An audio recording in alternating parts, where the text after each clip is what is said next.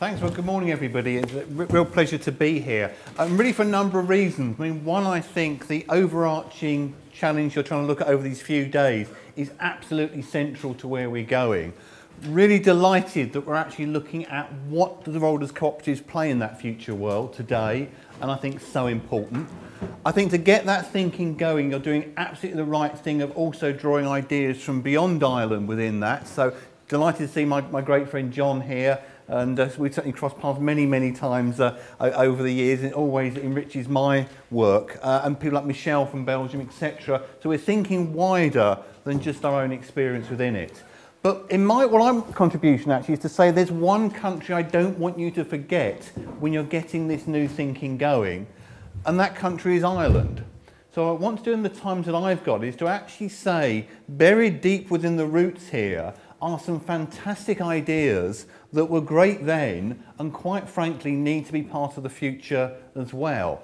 So what I'd like to suggest is that you've actually got three cooperative legacies for Ireland to draw upon, and in particular one I'd like to focus on, which obviously is the one that we deal with most. So what are those three?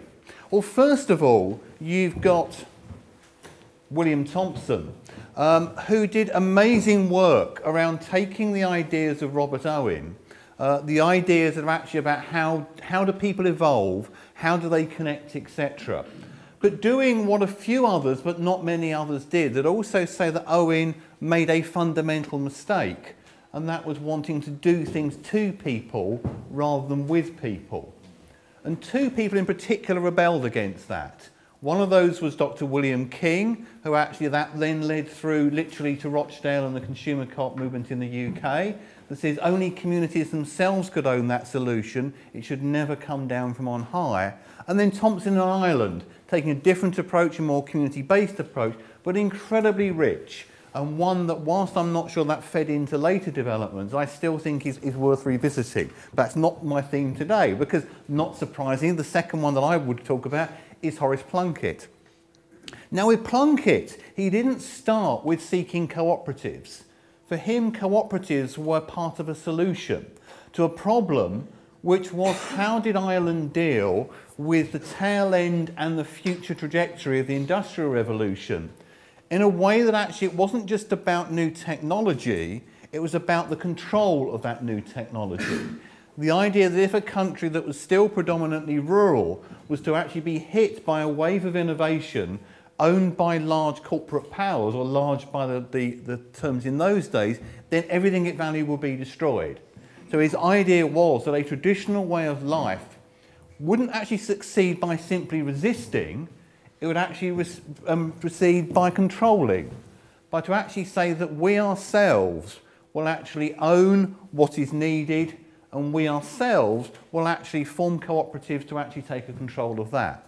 And obviously the number one model within that development there was the cooperative creamery, the idea that everybody had a cow, or virtually everyone had a cow, getting next to nothing for it. Together they could actually unlock the benefits of the new technology for getting better quality product, better prices, and bind their community together at the same time. And it was never just about that model. They were open to banking and many other forms within it. But the core of that thinking was always about bringing the community together, thinking through its issues and realising what did they need to control of their future in order to get to that future. And I think that's a pretty powerful idea, and one that's as resonant now today as it was then, if not more so. And that took us forwards. And of course the other key thing I think we learned from that time is it's never about one person. It's never about the great leader. That surge in Plunkettism, which created 1,000 enterprises in Ireland over the space of less than 20 years, put that in perspective against the growth of the UK cooperative movement, which was held up as being an international leader at the time. Ireland was moving, if you take population into account, at 6 times the speed to 6 times the size of the English approach within there. This was a powerful model. And part of it was no one person could do it alone. He built a team around him of highly energetic individuals, often with very different perspectives, and that's what actually created the momentum there. So some great learnings to be had. There were some barriers, and in particular, because of the resistance to by the retail trade, Ireland never developed a retail proposition for cooperatives, apart from one or two cases, such as Temple Crone Co-op here, which still survives to this day in Donegal. So that was the second one. What's the third? Well, the answer to the third is also Horace Plunkett. And I think we make a huge mistake if we actually see his work simply as one single contribution, the contribution of the creamery. What I would like to argue today is actually he discovered later on an approach that I think is even more relevant today and even more to what we're looking at within here. So what was the difference? Well, from the very earliest days, what Horace had talked about was that to get this thing right, and he was obviously particularly talking about farming co-ops, but you can apply this to anything, that you need to have three things, the three betters. And he literally spoke about this from his earliest days of this work and literally carried it through to his grave. It's engraved on his tombstone. What does he mean by the three betters? Well, we probably get a little bit lost with the wording because he was talking predominantly to a group of farmers there. But in essence, what he says is there are three elements that need to be got right to develop these ideas. And he at one time translated these into the technical, the economic and the social. By technical he meant if a community is seeking to actually break out of the situation it currently is in, they should have the right to access the best thinking of how to do that. Communities should not have to reinvent wheels, and therefore the appropriate technologies, and by that doesn't mean the latest new fact, it doesn't mean bring GM to Ireland or whatever, it's actually what is the right knowledge to take you forwards within that. That should be accessible to them, and all that care should see that as part of their mission. Not to tell people what to do, but to actually give them the strength to do that. By the economic, he was very clear. He meant cooperative. He meant models in which people would have genuine control of what they were doing and actually be able to shape their futures. And the third, the social, was to say that these enterprises need to be rooted where they've come from and to maintain those roots going forwards as well. It was never enough simply to say we've started a business. It was always we started a business for a purpose, owned by the people in this community, and we will continue into the future to do that. As he once said, once a cooperative becomes a soulless corporation, its days are numbered. So his challenge was, it's not good enough to start with good intention. How do you enshrine that into the future? So why have we got a third form? Well, the third form was he came to realise that his early work hadn't stressed the third part enough. That in actual fact, the early co-ops he'd started had lost better living. As he said at the time here, he says, so he kept dotting the map with new societies, most of which did make money, but too few of the members had the cooperative spirit. And when things went wrong, when times were bad, they were helpless. And that's our danger now. We can actually find the ways to run schemes, to start lots of new enterprises, etc. If 10 years on, that's where we are. We've helped nobody within there. So to me, that third model is the one that is actually better living is rooted in there. And that's why I'm standing here today. Because to take those ideas forwards, he struggled to get those ideas across in Ireland. But he actually found around the world that people would take notice there. This document, which actually is very rare, we've only just got one ourselves, is the basis for the Plunkett Foundation. And he wrote it not for Ireland, he actually wrote it for President Roosevelt, who liked this idea and was looking at how he could fund these ideas within America. So it was actually written in Washington, not here. But it was this idea that if you really want to understand community, you have to understand the connections within community, and that includes environmental connections as well. He was absolutely passionate around the ideas. This was not about exploiting our natural resource, this was working within. And the language of that time is almost frighteningly modern when you get to that there. I'm sure you're a number here are sort of aware of the transition movements focus on peak oil and the dangers there. Horace is actually lecturing the US president on the dangers of peak coal in the United States, using that exact phrase in his ones there. So he spotted some bits that we didn't. So this is 1909. But you actually see some of the peak coal bits even before then within. It's just great fun. So what is the root of the better living model? The root to me is this. This is Horace on a horse. This is his time when he was a cowboy in Wyoming. But if you actually go back to the roots of the Irish movement, he would get on his horse, ride into a village, spend the morning trying to arrange to have a meeting in the village hall or equivalent space in the afternoon, sit there listening to all the challenges those people faced, and then convince them that some of those challenges that they had, they could solve through cooperatives. That to me is the core. You start with people's real needs and realise the enterprise model can adapt to actually meet that. You start with where they are, not you. You don't ride into the village and say, I have got European funding, here's what you need to do to get it. You ride into the village to actually listen humbly within there. And also you see it as part of a process that carries onwards. One of his great helpers, Russell, said we have to organise it so it acts as one body. This idea that although you started one enterprise, you're actually beginning to connect up, to think together for the future. This to me is where you actually connect with the commons idea within it. This is about this thinking, yes, we're going to do this step by step, but actually our thinking is always as wide a body within there. So bizarrely, those ideas were exported. Horace organised in 1925 a conference at the Great Exhibition in Wembley to actually take those ideas, and countries from around the world came together to explore it. To give an idea of the scale of the event, I think Wembley Stadium is a dim dot in the corner there. Massive event, and cooperation was one of those elements of it. So from, I think, about 40 countries around the world came together to explore these ideas. And those ideas have taken root elsewhere. What we're proud of within the Plunkett Foundation is actually the role that plays in rural communities today within England. So a lot of our work is working with some of our smallest, some of our most remote communities to actually save their vital services in a way that actually can continue for generations to come. The village shop undoubtedly is the #1 element to it. We've now got well over 300 of those and continuing to rise. Wonderfully rich models. This isn't about running a shop. This is about particular volunteer base you will tend to see in there. In England, over 1 million hours are spent volunteering in a village shop in the UK. That's more than some of the larger charities based on voluntary action achieve within there. And a richness of relationships where people simply don't just own their shop and they don't just shop there. They actually help to shape their shop and what it can be for the future. And also, although particularly strong in England, around the UK as well. Different tradition, but equally as strong within the Highlands and Islands, and certainly Wales having strong tradition as well within there. So we're seeing this constant growth of these shops over the last 20 years. They're still learning, they're still developing, they're still keeping going. What we're now seeing alongside that is another strong rising model, the cooperative pub. Pubs matter to us in England. We're losing 31 of them a week.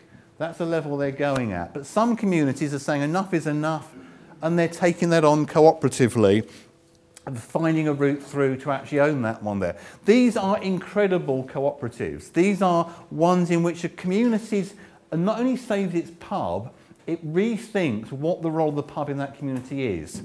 Every single one is based on a conversation between the people in that community about what role that enterprise will play in shaping who they want to be. And when you walk into each one of them, do come in and whatever you need to do. Every single one of them has a story behind it and a richness and a vibrancy you simply don't see in the pub purely as an enterprise model within there. Absolutely remarkable processes. What we'll always get told is, but these are small, flaky enterprises. These are tiny compared to the big mainstream. Why not leave it to the mainstream? What we've learned, we used to sit there arguing about all the social benefits these brought, and we passionately believe in that. What we now do is we go head to head with them. We say, so given the fact our retailers are up against some of the most professional retailers in the world, highly skilled, decades of experience, huge pay packets, huge bonuses, naturally our figures will be different. So therefore our like-with-like sales, the measure that you'll always talk about in the financial presses, will no doubt be much different. And it's true, last year the shops managed 1.3% like-with-like sales. Very different from the mainstream retailers, in which I think Sainsbury's managed to get to just about the 1% level, Tesco's were just about 0, Morrison's were -5%, Not one major retailer had better like-with-like sales than ordinary communities doing it themselves. People will say these things won't survive. They're just too fly-by-night. And it's true, the average enterprise in the UK, after 5 years, has a 43% chance of surviving. The figure is nowhere near that. Village shops have a 99% survival rate. And the only enterprise model we've ever come across that beats that is the cooperative pub, which is a 100% survival rate. We're hoping to keep it there. We don't think it will increase. When a community takes control, they unlock something more than just simply pure business thinking can do. And that's what the better living one is. Better living isn't a nice thing to do. A commons approach isn't a soft, fluffy alternative to being hard-nosed. It's being more hard-nosed than any of the others, because you realise without those links, it simply doesn't work. And it's not just the role of Plunkett. We play an important role in it. We're not the only ones there. We see others that actually want to think differently. We now work with a number of churches that use their space differently and actually start to build enterprise within there. Supporters Direct do amazing work with sporting activities, so particularly football clubs, but not just there. All rooted in the idea of what matters to you most. How do you actually use the cooperative to solve the problem? And another model is the cooperative trust model in schools, actually taking control within education. So what we'd argue is we're seeing a movement that, whilst is quite diverse, is very different from the traditional co-op movement, in that it is actually entirely rooted within community, within the concerns of that community, and wants to operate at a scale that actually is relevant to that community. And what it will then do is seek to connect up with other communities, not seek to expand to a scale that becomes like the corporate ones within it. It's a different tradition, but it's entirely based within that better living tradition. And what we're seeing is that people around the world want to engage with that one. One of our biggest chunks of work is in John's homeland with Canada, of working with one of the largest co-ops over there and one of its universities on what does this development look like across rural Western Canada.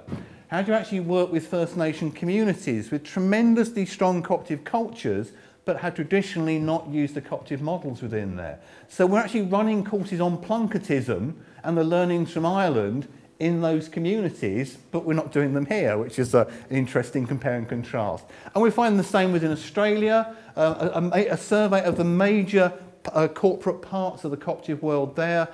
They were expecting to say, well, what are your main concerns? They thought they'd get the big business issues. They said our number three concern was what's happening to our rural communities, how do we use cooperatives to actually find a solution there. And another slightly bizarre one for us, when we actually held an event in Ireland to explore these ideas internationally, the fund of those events was actually South Korea.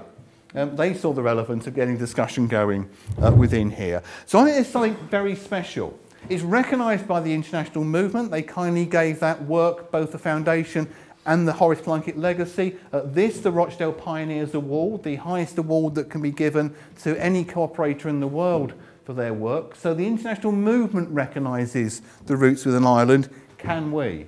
Historically, we didn't. One of Horace's greatest friends put it this way, about how the dreams he had here had gone elsewhere and been appreciated. But I believe that it can be made to work here, and I think the commons approach we're talking about today is that way forward within it. If Horace was standing here, the number one thing he'd want you to get now for your challenges is, as he put it, better living is the crux. If we can't actually get right that vision of why are we doing this, then doing it is going to be pointless. If we do get it and realise that that means an approach is needed that goes beyond our own individual interests, our own individual abilities, then we can build something afresh. And we've often argued this over the years and often been told, yes, but it won't work here, which I often find bizarre because it's the roots of, and also when you actually look at the successes we see within Ireland of how that can do that one. And so what we get thrown at us was, well, where's the examples of it actually happening in terms of the models we're talking about? So we've been delighted over the last couple of years of not having to talk in theory, but to talk in practice. And in particular, the amazing work that's gone on at Lockmore with its village shop and cafe, which I would love to tell the story of, but I don't need to, because in a very short while you're going to hear from Maeve of some of the amazing story that's gone on there. And it's, to me, this is about a potential that says we start in each community of giving a vision of them saving what matters most and then realising what they can do together. That's what mattered over a century ago, and I believe that's what matters today. So I look forward to our discussions today to explore that. Thank you very much.